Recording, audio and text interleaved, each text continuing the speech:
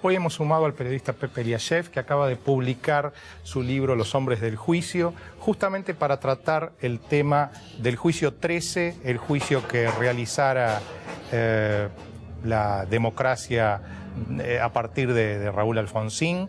El libro de Pepe consiste en una serie de entrevistas a los personajes, a los jueces, fiscales que intervinieron en aquel juicio, y que de algún modo ha sido ocultado, oclusionado. Se ha intentado en los últimos años atenuar la potencia de aquella epopeya, diríamos así, jurídica, de manera tal que al diálogo habitual con Juan José Sebrelli sumamos hoy a Pepe Eliashev. Enseguida vamos a los auspicios y después vamos al diálogo.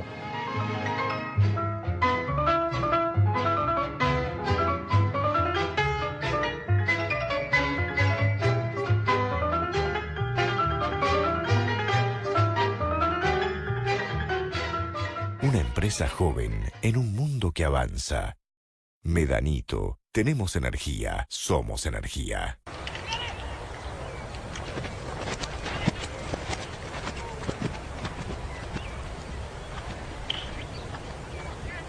Créditos hipotecarios del Banco Ciudad. 20 años cuota fija y los últimos 3 años de regalo. Informate 0822 20400, www.bancociudad.com.ar o en cualquiera de nuestras sucursales.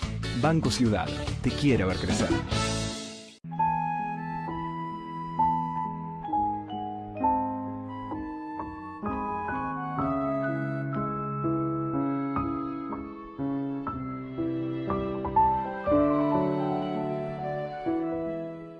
UCES, la excelencia, un compromiso.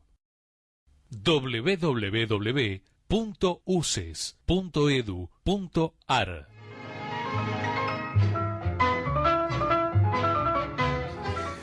Juan José, está formulada la introducción. Me gustaría que iniciaras el diálogo con Pepe. Bueno, yo acabo de terminar el libro, me parece excelente. Un libro que es una combinación de crónica histórico-político con historia de vida, que es muy apasionante, las historias de vida, pero además del libro, del valor que tiene en todo momento, que va a tener en todo momento ese libro, como un documento, es muy oportuno en una circunstancia política argentina en la que se ha llegado a decir que este gobierno o el anterior, que es lo mismo, había por primera vez encarado el tema de la violación de los derechos humanos y del juicio a los militares. Eso es una mentira absoluta. Realmente el juicio a las juntas bajo el gobierno de Alfonsín fue un hecho histórico en la Argentina, único, y aún en el mundo. No hay otro caso igual, y el caso de Nuremberg, que es mucho más espectacular, pero que fue en circunstancias muy distintas para un gobierno de ocupación y demás. Era una épica, primero porque era único, ¿no? Nunca se había hecho algo igual, y segundo porque el ejército todavía era poderoso y existía el peligro inmediato de golpe de Estado y de institución. Es decir que, y hay que reconocer también, aunque hoy nadie lo dice, que el que termina con ese proceso de desmilitarización es Menem, que hizo el último golpe fue con Menem, que logró por primera vez terminar con eso, y Zain al-Din fue a la cárcel el resto de sus días. Esa era una épica. Luchar en esa época contra el ejército era una verdadera épica. Eso hoy no existe. Hace 20 años más que no hay violación de los derechos humanos, por lo menos por parte y que los militares están prácticamente y son impotentes para hacer cualquier tipo de acto político. Es decir, que resulta algo incongruente y limitado a una especie de coreografía, de escenografía, hacer bajar un cuadro o sacar a ancianos enfermos de la cama para llevarlos a un tribunal. Me parece que eso no puede considerarse una épica, ¿no? Y además una falta de concepción histórica de negar completamente lo que hicieron los dos primeros gobiernos democráticos, ¿no? Así que por ese tema me parece muy oportuno la aparición de este libro. Bueno, muchísimas gracias. También gracias, Marcelo. Los hombres del juicio es un proyecto ambicioso, es cierto esto. Es un libro que se ha propuesto recomponer historias de vidas paradigmáticas, de unos seres humanos que han tenido y tienen la característica de en sí mismos encarnar y simbolizar la vida de muchas personas. Y yo voy a explicarme por qué. Pero además, esta es una parte de mi obra. Yo diría que con la mayor sinceridad pretende ser un libro de historia, básicamente. Es un fragmento de la historia argentina que ha sido poco contado, que ha sido mal contado, o que ha sido en gran medida, yo diría, contaminado de toda una serie de esfuerzos de la última generación, como decía Sebrelli, por remodificar la historia. Por darle una tonalidad acorde con los intereses políticos. Ahora, ¿por qué pienso yo que el juicio del año 85, 83, 85 tiene características históricas? Yo sustento, es un libro de más de 540 páginas, yo lo sustento de la manera más sólida posible, en datos muy firmes, de por qué, por empezar, fue un caso excepcional. Y lo estudio. Hay un capítulo entero dedicado al juicio de Nuremberg. Acá en Argentina se habló del Nuremberg argentino. Mentira, acá no hubo ningún Nuremberg porque acá no hubo un ejército de ocupación. Alemania era una potencia derrotada, exterminada por los aliados, por los soviéticos, por los norteamericanos.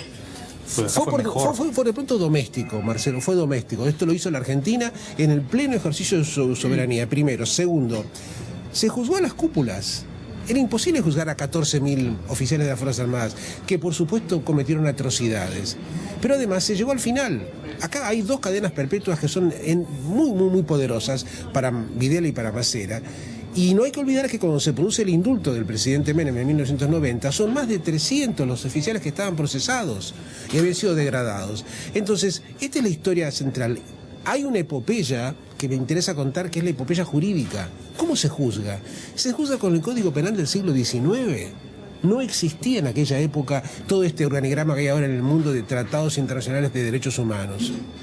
Se juzga con una máquina de escribir, no con computadoras. Y como muy bien decía Sebrelli, se juzga en condiciones político-militares de altísima inestabilidad. Hay que agregar los 13 paros generales de la CGT durante el gobierno de Alfonsín. En esas condiciones, con un Senado en manos del peronismo. No era un gobierno con mayoría propia en Congreso Nacional. No se gobernaba con decretos de necesidad y urgencia. En esas condiciones, y repito, es importante quienes están viendo este programa, que es mucha gente, se pongan en lo que era el 85. Estaba Pinochet en Chile. Brasil comenzaba a salir de la dictadura, lo mismo que Uruguay. Argentina hizo una yo la denomino la mayor hazaña civil de nuestra historia contemporánea. Perdóname, y los peronistas estaban en contra. Eso, si hubiera triunfado Luder y no Alfonsín, no hubiera habido juicio a la Junta, y a los 2 años hubiera habido otro golpe, o antes. Ustedes que son hombres del pensamiento, el libro tiene un capítulo que está pensado sobre todo para el futuro, para el anaquel de la biblioteca, un capítulo donde están incluidos todos los documentos centrales de esta etapa de la Argentina, desde el manifiesto de la Junta Militar hasta el decreto, por ejemplo, de autoamnistía que firma el presidente Viñones y que el justicialismo avala. Avala completamente. El doctor Luder dice, sí, no se puede. Vittel tuvo una actitud muy digna que yo rescato, el candidato a vicepresidente. Pero entonces, el peronismo no formó parte de la CONADEP. O sea que las condiciones políticas, jurídicas, legales, históricas, contextuales de lo que era América Latina, le dan al caso argentino. Ahora, los argentinos somos muy especiales, ¿no? Cuando hay razones auténticas para sentir, yo no digo orgullo, pero sentir realmente aprecio por lo que se ha hecho, porque además estos señores generales y almirantes gozaron de todas las garantías de una defensa en juicio. Hay que ver las fotos de mi libro donde se lo ve a Macera con su uniforme de almirante, sonriente y engominado. Yo te comentaba, Pepe, fuera de cámara, que tuve un diálogo con Eve de Bonafini, calculo que más o menos por el 84, cuando Alfonsín comienza a delinear, a trazar la idea esta de que primero se los iba a juzgar en el tribunal militar, si el tribunal militar no lo hacía en cierto plazo, pasaban a la justicia civil, y ella tenía una enorme desconfianza respecto de este procedimiento que estaba trazando. Recuerdo que el diálogo fue de parados en la puerta del Teatro San Martín durante casi 2 horas con Eve de Bonafini.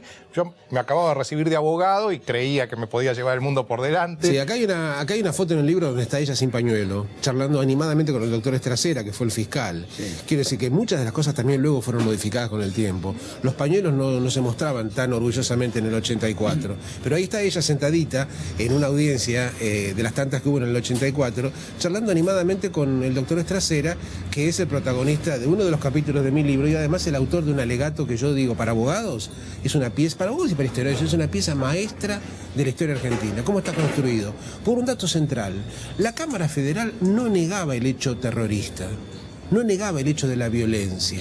La violencia no comenzó en el 76 en la Argentina. Hay 900 muertos, por lo menos, en la etapa previa al gobierno de Otto Ocampo. ¿no? La AAA. Sí. Avalada por el gobierno, que no lo ignoraba, Me obviamente. gustaría plantear algo. Eso no se puede decir hoy. Porque el peronismo, vos, Pepe, que has estudiado a fondo todo esto para este libro, sin duda que el juicio de Nuremberg es un juicio en donde el tribunal es especial. Esto no habría ninguna duda. Incluso juristas conspicuos como Kelsen recusaron la idea del juicio de Nuremberg, a pesar de que es un juicio que podríamos decir que los liberales le hacen a los nazis, ¿no?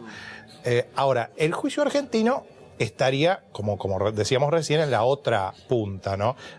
Pero también es una especie de tribunal especial porque, claro, no fueron los 3 jueces de la Cámara, sino que fue una Cámara especial, digamos, había... Pero ¿cómo vos que lo estudiaste a fondo? No fue una Cámara especial. La Argentina se manejó con un respeto irrestricto y absoluto y riguroso de las normas legales. Por de pronto, efectivamente, en tanto es comandante de las Fuerzas Armadas, estos señores son puestos a disposición del Consejo Supremo de las Fuerzas Armadas. Se atienden los lapsos que garantiza la justicia militar. El Senado de la Nación modifica el Estatuto de la Justicia Militar, pero el Consejo Supremo se niega a juzgar a sus camaradas, que eran sus cómplices. Vence el plazo. Se aboca en consecuencia a la Cámara Federal. Y la Cámara Federal procede como un tribunal de la Constitución, garantizando el debido proceso, no solamente la defensa en juicio, el derecho a la defensa. El único hombre que niega a tener un abogado defensor es Videla. Sí. Él leía el Rosario y leía... Y le ponen el defensor oficial. Que es lo que correspondía. Sí. Defensor oficial que no existía para los guerrilleros. Vamos a entendernos. Pero no solamente no fue un tribunal especial, sino que fue un tribunal de la Constitución, que la prueba está que la Cámara Federal de algún modo sienta un precedente, porque aún con diferentes denominaciones, porque la justicia luego fue modificada durante los años de la democracia, sigue siendo hoy una instancia irreprochable.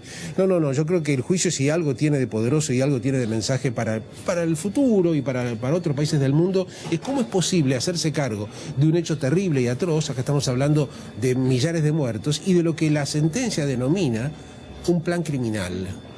Porque a mí me llamó la atención en el curso de la preparación de este libro descubrir lo que era el concepto de la autoría mediata. Sí. ¿Por qué razón se acusa a los comandantes? Y siempre se habló de autoría intelectual, pero claro, acá hay una cosa, hay una sofisticación. En la sofisticación, ¿no? hay un edificio jurídico sustentado, se habla de Klaus Roxin como el principal, casualmente hablando de alemanes, ¿no? Como el principal jurista que edifica la noción de la autoría mediata. ¿Qué quiere decir? Que yo puedo dar una instrucción o puedo dar una orden a mis subordinados para que ejecuten un crimen, no ejecutarlo yo y ser tan responsable como el que lo ejecutó.